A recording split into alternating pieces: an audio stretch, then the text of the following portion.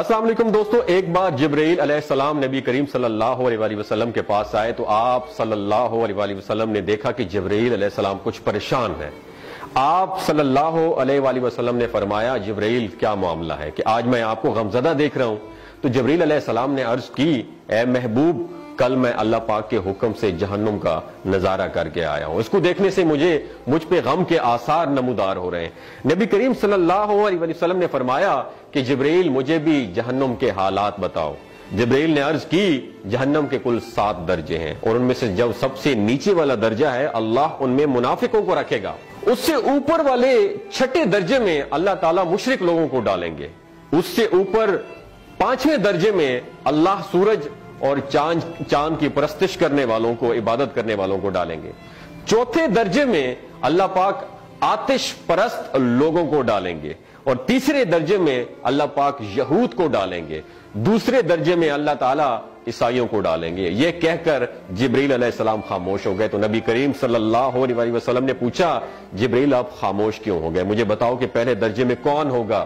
جبرائیل علیہ السلام نے عرض کیا کہ اے اللہ کے رسول، پہلے درجے میں اللہ پاک آپ کی امت کے گناہگاروں کو ڈالیں گے۔ جب نبی کریم صلی اللہ علیہ وسلم نے سنا کہ میری امت کو بھی جہنم میں ڈالا جائے گا تو آپ بے حد غمگین ہو گئے اور آپ نے اللہ کے حضور دعائیں کرنا شروع کر دی۔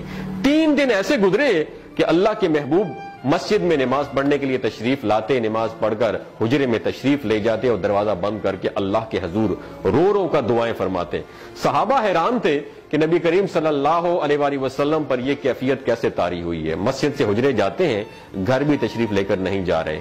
جب 3را دن ہوا تو سیدنا ابو بکر صدیق رضی اللہ تعالیٰ عنہ سے رہا نہیں گیا، وہ دروازے پر آئے اور دستک دی اور سلام کیا، لیکن سلام کا جواب نہیں آیا۔ آپ روتے ہوئے سیدنا عمر رضی اللہ تعالیٰ عنہ کے پاس آئے اور فرمایا کہ میں نے سلام کیا لیکن سلام کا جواب نہیں پایا، لہٰذا آپ جائیں، ہو سکتا ہے آپ کو سلام کا جواب مل جائے۔ آپ گئے تو آپ نے 3 مرتبہ سلام کیا لیکن سلام کا جواب نہ آیا۔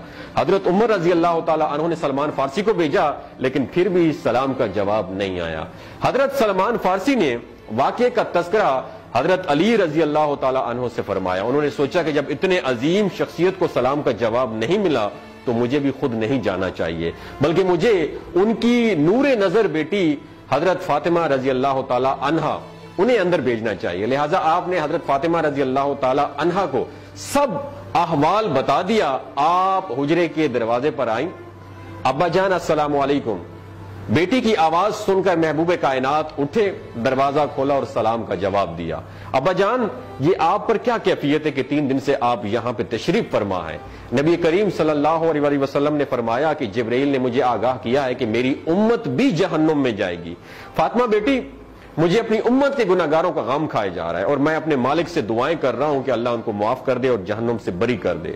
اور یہ کہہ کر پھر آپ سجدے میں چلے گئے، رونا شروع کر دیا، یا اللہ میری امت کے گناہگاروں پر رحم کر، ان کو جہنم سے آزاد کر کے اتنے میں حکم آ گیا، وَلَسَوْفَ يُعْطِيكَ رَبُّكَ فَتَرْضَىٰ، اے میرے محبوب غم نہ کر، میں تم کو اتنا عطا کروں گا کہ آپ راضی ہو جائیں گے۔ آپ خوشی سے کھل اٹھے اور فرمایا کہ لوگوں، اللہ نے مجھ سے وعدہ کر لیا ہے کہ روز قیامت مجھے میری امت کے معاملے میں خوب راضی کرے گا، اور میں اس وقت تک راضی نہیں ہوں گا جب تک میرا آخری امتی بھی جنت میں نہ چلا جائے۔ بولتے ہوئے آنکھوں سے آنسو آنا شروع ہو جاتے ہیں بندے کے، جب بندہ سوچتا ہے کہ ہمارا نبی صلی اللہ علیہ وسلم اتنا شفیق اور غم محسوس کرنے والا ہے اور بدلے میں ہم نے ان کو کیا دیا۔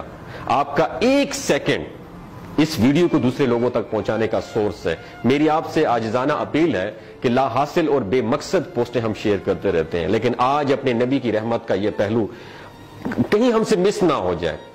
ایک شیئر کر کے اپنا حصہ ضرور ڈالیے گا، کیا پتا کون گناہگار پڑھ کر راہ راست پہ آ جائے اور دوسروں کو تھوڑی سی ہدایت مل جائے۔ کہنے کا مقصد یہ ہے کہ ایک نبی ہمارے لیے اتنا غم خوار ہے اور ہم یہاں بیٹھ کے اس کی امت کے اوپر اتنے مظالم ڈھائے جا رہے ہیں، ہمارے فلسطینی بھائیوں پہ اتنا ظلم کیا جا رہا ہے، لیکن ہم ٹس سے مس نہیں ہو جا رہے۔ آج ہمارے پاس اگر تلواریں ہوتی تو ہم تو بالکل سوچنا ہی ختم کر دیتے، لیکن آج ہمارے پاس میزائل ہیں، آج ہمارے پاس ایٹم بم ہے، لیکن پھر بھی ہم بے حس بنے ہوئے ہیں۔ اللہ تعالیٰ ہمیں ہدایت نصیب فرمائے، اللہ تعالیٰ ہمارے لیے آسانیاں پیدا فرمائے اور اللہ تعالیٰ ہمیں نیک کام کرنے کی توفیق عطا فرمائے۔ اپنا اور اپنے ساتھ ہوئے رشتوں کا خیال رکھیے گا۔ اللہ حافظ۔